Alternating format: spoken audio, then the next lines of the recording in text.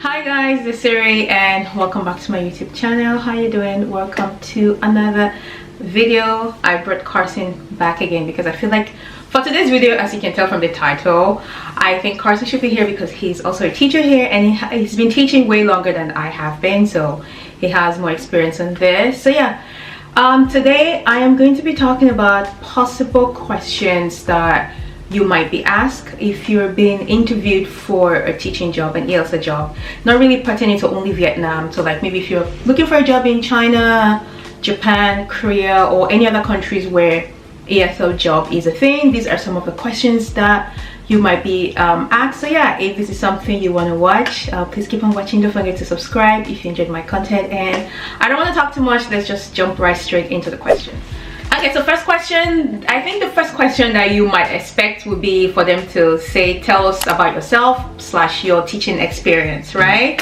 So for this one, I'm just gonna say what I said during my interview that got me this job. So when I was asked this question, I basically just said where I was from, my educational background. So I have a university degree, a BSc, and I have a master's, and I gave them my teaching experience. So I taught for 1 year while I was living in Nigeria, and while I was in Korea I was doing like one-on-one like classes with people. So that was what I basically said. So I basically told them that was basically my answer to that question. What would your answer be? Yeah, same thing. I would probably answer that question. I would split it into the two parts. My suggestion, this is just in my experience, but highlight your, for lack of a better term, energy levels.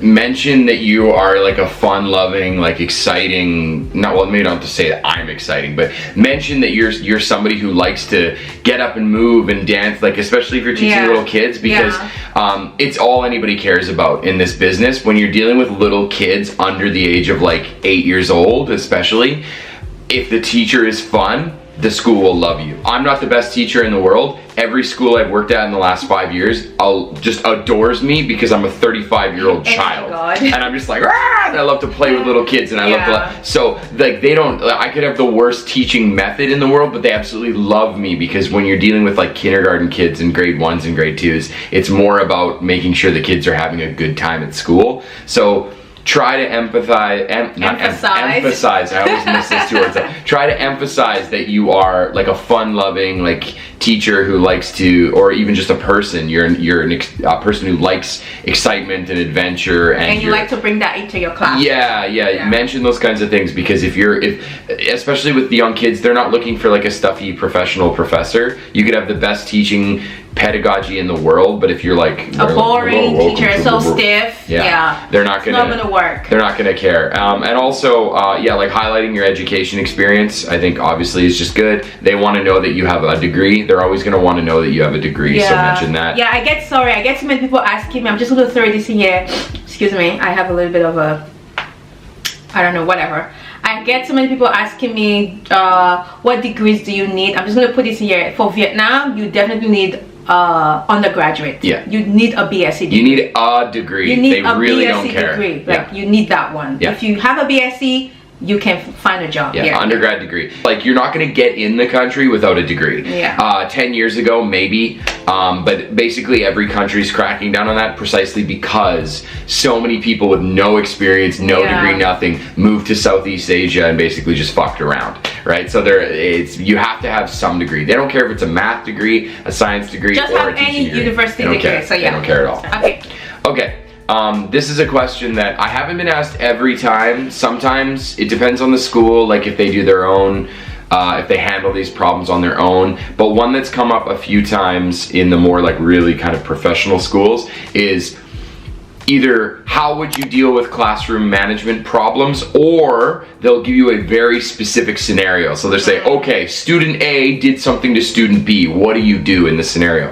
My advice in this scenario is try to answer as generally as possible. Don't get too specific. Don't say things specifically like, I'm gonna put student A in the corner, or I'm gonna make student B. Don't do that, because every school has a different idea of what is acceptable and what is not. For example, at the school I work at right now, it's not okay to put kids outside of the classroom. My school too. Yeah. Even if they're screaming and freaking out, even if the homeroom teacher comes, they don't want to take the kids outside. They want to deal with it in the classroom. The old school I used to work at, they were like, no. If they're being bad, put them in the hallway, because there's a teacher that patrols, and when they see them in the hallway, they'll pick them up like a fishing net and take them. So they were always like, don't deal with it in the classroom, send them out. So don't give too specific of answers of what you would do. I would say more generalized things like, number one, I would remain calm in the situation because I'm dealing with little kids, and I can't get mad with young children. Number two, I'm gonna try my best not to raise my voice because I don't want to scream at little kids. I'm not interested in doing that. I'm pretending here, like that's what we want to say. Yeah, that's what you want to say. Or role playing rather. And number three, something like my discipline would always involve something like a warning first, and then after that, if it gets farther, then I might say take something away from the student. And if it gets even farther than that, then I'm going to notify like management or something. Yeah, like, sorry to cut you, like when I had my interview at like my current school, they gave me a specific scenario. Like the interviewer was like, so let's say you're in class teaching and one of the kids is being very noisy and very naughty and is disrupting the class. What are you going to do? So I basically said, in that situation, what I would do is I would talk to that kid. I would call that kid aside and I would talk to them and I would let them know that what they're doing is wrong. You're disrupting the class. Is there any problem? Is there anything that it's making you act this way? Do you want to talk about it? And if the kid doesn't want to talk about it, then I can either report that to the homeroom teacher, or I can talk to like the head of like my team, see if they can help me, especially if the kid continues doing that in the class after I have tried my best to talk to the student. I would report to someone who is more like a higher position than me that can, because again, language barrier can be a thing. The kids may not be understand, like they can't understand you very well. So if you talk to their homeroom teacher can talk to them in like their local language, which they understand very well. So that was what I said personally in my interview, and that's what I still do in class till now. Like in classrooms, if I do have kids that are very naughty, you would get them in your class. It's unavoidable. Inevitable. Like you would have at least one or two naughty kids. If when I try to talk to them, like my school, we don't send kids outside. So if a kid is naughty, I just tell them to stand up and go stand at the back while they have their book with them. Take them away from, if it's their friends they're being naughty with, I'll take them away from the friend that they're being naughty with. Put them separately on their own, so they have nothing around them that they can play with or that can make them disturb. And if I see they still misbehave in class, I just take it up to, if I have a co-teacher for that class, I take it up to the co-teacher who is the Vietnamese teacher, or I take it up to the head of my team. So I would advise you say the same kind of thing if you ever get that kind of question asked to you. Yes, you have to remember that when they're asking this question, they don't have a specific right answer, because there isn't. What they're looking for is red flags. Yes. They're looking for you to say wrong things. They don't want someone who would say, I would spank the kid. Yeah. That's what you're looking for, right? So just try your best not to give them red flag answer. On that note, don't spank kids. Don't spank kids. Now, we're in Vietnam. Some kids do get spanked. I've seen it. No, not heavy stuff. So it's not uncommon here, but in an interview situation, you don't want to touch any of those kind of subjects. I don't care if you think spanking is the greatest thing on the planet. It's not, but let's pretend it worked like really effectively. You don't want to say those kinds of things in an interview. When they're asking you this question, they are looking for specific things that would make them go, oh. Yeah. Right? They're looking for you to mess up. Yeah. So if you keep it simple, keep it calm, emphasize that you would remain calm and that you would prioritize the safety and the kind of harmony of the classroom. Yeah. It doesn't really matter what your answer is, because they're going to give you tools, hopefully, to deal with those anyways. So just don't say really extreme stuff and don't say anything too specific. Okay, moving on. Okay, so next possible question that you might get in one of these interviews is you would be asked, what is your teaching style? Because I was asked, how do you teach a classroom? How would you effectively teach the lesson to the kids? For me, I just said in a fun way, because learning, that's what I said, because I was like, fun way, because learning a new language can be hard for kids, and I want to make English fun for them, right? I want to make sure that when they think about English time, when they think about, oh, teacher Siri is coming into the classroom now, they think of fun, right? That way they're more assertive, is that the word? No, but receptive. There you go. They're more I couldn't think of one either. I was like, I don't know. They're more receptive to, like, you know, learning. So I would always, when I got at this question, my simple answer was just I'll tailor my lesson in a way that my lesson is fun. And one way you can do this is by adding games into your lesson, you know, games pertaining to what you're learning in class. You make a game around the topic of your lesson. If you're learning a language structure, if you're learning vocabulary for that lesson, you tailor a game that can be fun and very interactive, that will get the class moving and, you know, make them be more active. So that's what I said, and that is what I would advise you to say as well. Yeah, no, 100%. Especially, again, it depends. Like, if it's a university job, you're probably not going to say that. Yeah, but if it's like kindergarten and primary kids, yeah, even teenagers, you still want to emphasize that you're going to be an active classroom. Gone are the days of like the stuffy, everybody opens their books and just do books. I kind of wish some days that I could go back to that. I really wish, sometimes, sorry to cut you, sometimes like in my class when we're doing stuff together, because it's normal, sometimes we would do the books for like 20 minutes and I can see the kids are like getting bored of like doing books and reading, and you bring the game part and you like, they're so energized again, right? Yeah. And you get your energy up, and then for the remaining how many minutes we have in the class, that energy carries on for the rest of the class. I wish during my time as a student, when I was growing up in school, what games are you playing? We played no games. It was just teacher comes to class, does the book for the whole 30 or 40 minutes, however long we have the class, and is out of the door, right? So yeah. There's a lot of that. You need to emphasize that you are going to keep the classrooms fun. Emphasize energy, fun and energy, fun and energy, fun and energy. Something that I think is very useful if you want to be a little bit more impressive is research the different teaching methods, because there's tons of like categorized ones. So one that I always talk about is TPP, which stands for Total Physical Response, which is a really fancy way of saying I use my body to teach as well. So when I say how are you to little kids, I say how are you, right? That's TPP. That's all it is. You don't have to get super into like the theory, but being able to say, well, I'm a teacher that really likes, if you guys are familiar with it, Total Physical Response methods of teaching using my body. That, as an example, the hirers might not even know what that is, but you sound a little more knowledgeable when you do that. Now, don't get too theoretical with it. Keep it simple. Yes, keep it simple, because again, if you go, oh, I'm really into TPP, and they go, oh, I wrote my master's thesis on TPP, and you go, oh shit, I don't know. You know what I mean? Like, you don't need to know, don't pretend you're an expert in something you're not. Yeah. Just emphasize that you're gonna make the classes fun and exciting. That's all they care about. Really, at the end of the day, that's really what they care about. That's what recently we had like just to put this in here, we had like observation week, right? So where the principal like observed the class,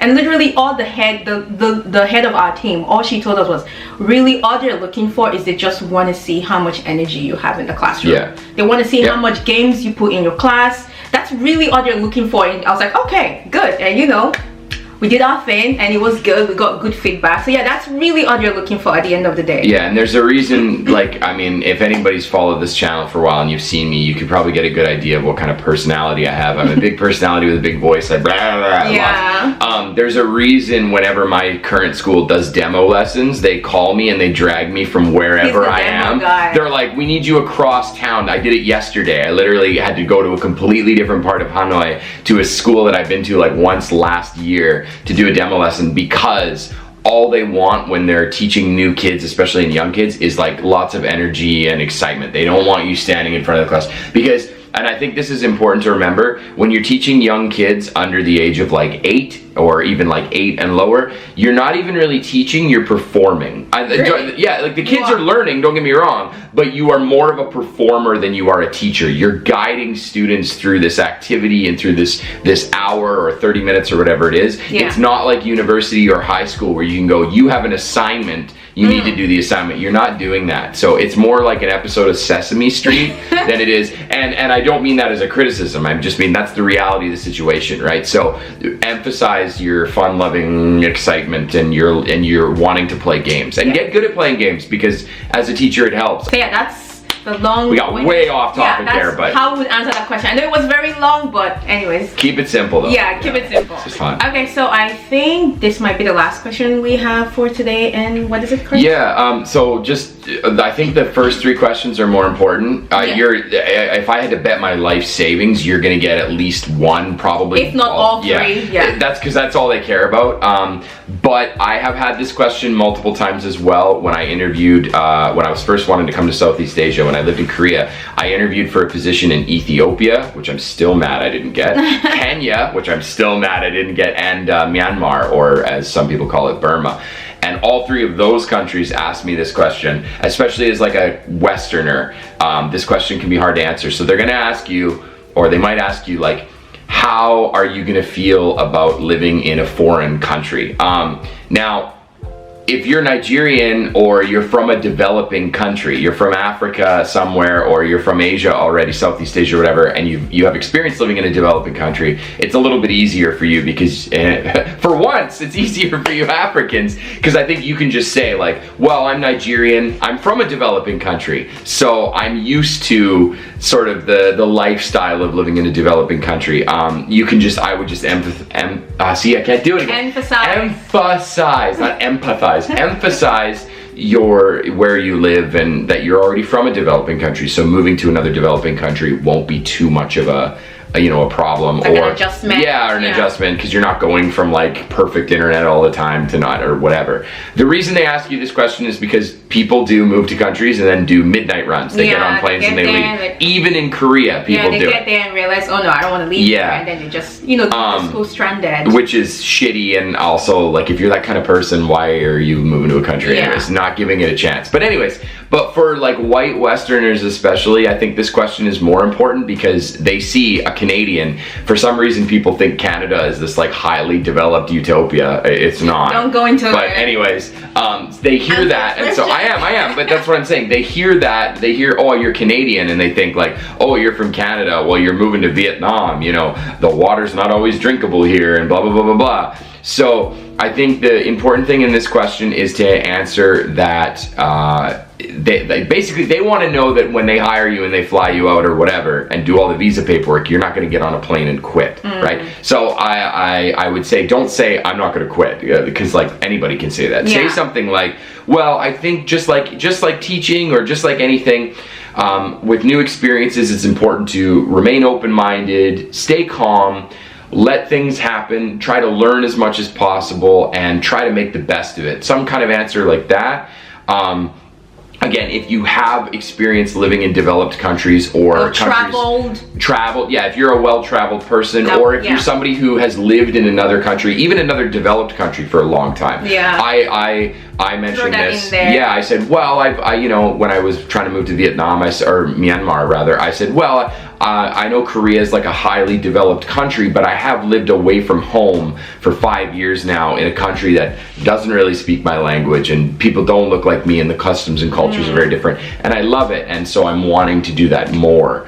Emphasize that emphasize, I said it right the first time. Emphasize that you are somebody who is open-minded, and that you aren't going to let little things get to you, and that you're excited at like new experiences and stuff like that. This question's a little rarer, but it does come up. Yeah, I mean, I never got asked this question because I was already in Vietnam, so I didn't never got asked the but question. Especially if you're interviewing from overseas, they want to make sure that they're not going to do all this work to get you here, and then you're going to last a month and go, oh, I can't do it. If they're going to pay for like your flight and stuff. You might get some schools that want to pay for everything, right? You might luck out that way. Yeah, they want to make sure that the person you're investing their money on is not going to dip out after 1 or 2 months of being here. You're probably not going to get that question if you're going to China, Japan, or Korea, but definitely down here you might get that question in Vietnam, Cambodia, Thailand.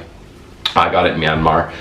Or any of the sort of like off the beaten path places, Kurdistan, any African ESL jobs, which honestly, if you can get an African ESL job, make a video and send it to me, because I'm still trying to get an African ESL job. But the question can come up, and I think it's just important. Again, they're just looking for red flags. They want to know if you're a flight risk. Honestly, at the end of the day, they just want to know if you're a good quality teacher, right? Because I think it's important to remember throughout all of this, teaching especially, they're gonna show you what they want. When you get here, you can have 10 years of experience or 1 year of experience or 0 experience. They're gonna teach you how they want you to teach, basically. So what they're looking for is somebody who is not a bunch of red flags, who clearly has some good energy and experience. Even if no experience. Is that rain? Oh no. Even if no experience. Sorry, so I thought it was distracted. rain. Sorry. Even if no experience, they want someone that they know they can teach. Yeah. Right? And So they can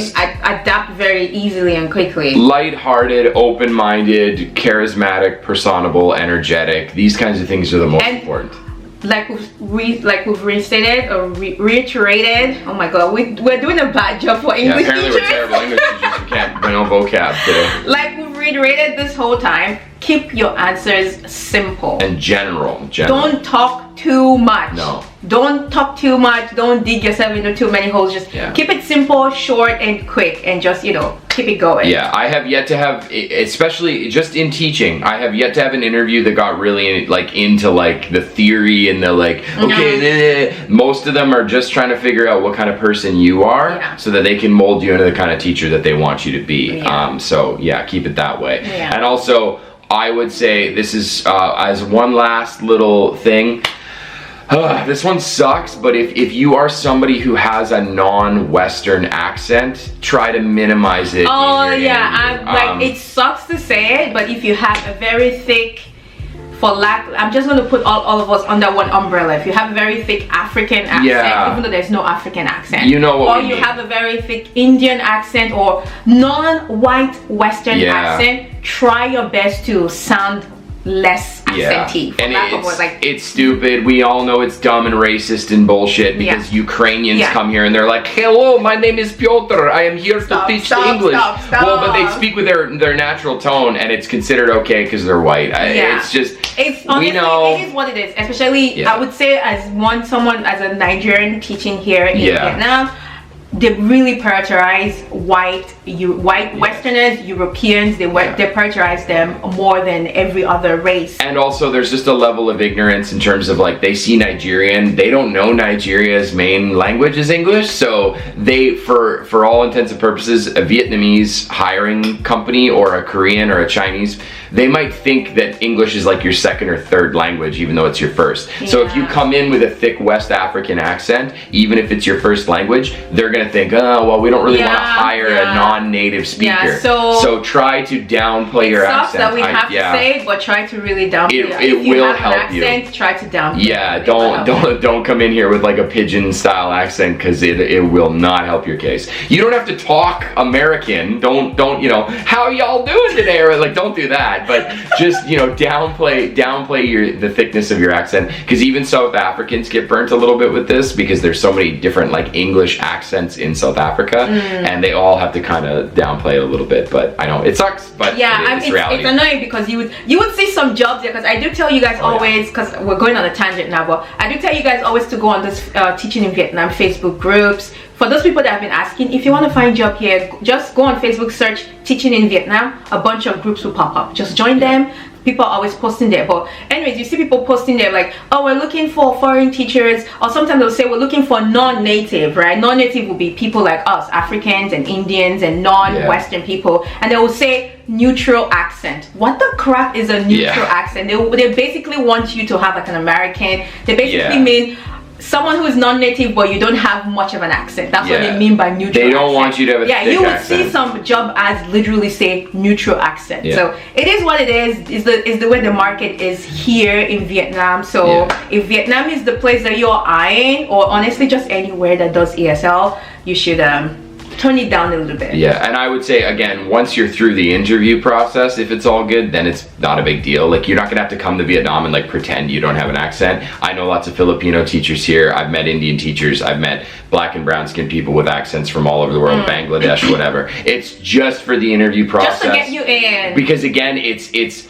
at best, having an accent is fine, and at worst, it'll distract them and think, oh, they should, the students won't understand you, right? So it's just another one of those things that could be a red flag, but it's never going to be a green flag. It's not a Yeah, that's what I'm saying. Yeah, That's it's not necessarily. It's not necessarily a red flag, but in the interview process, it could be. Yeah, it could be, and so you never know what you're dealing with. Yeah, so just try to talk in like a more like calm, neutral. I don't even know what that means, right? Neutral. Sound Western for lack of a better word. Yeah, I feel like we're done. We're talking for too long now, but Yeah. I hope you guys found this video very helpful. As always, leave comments if you have any further questions, leave them in the comment section. I'm always happy to go through the comments and answer your question.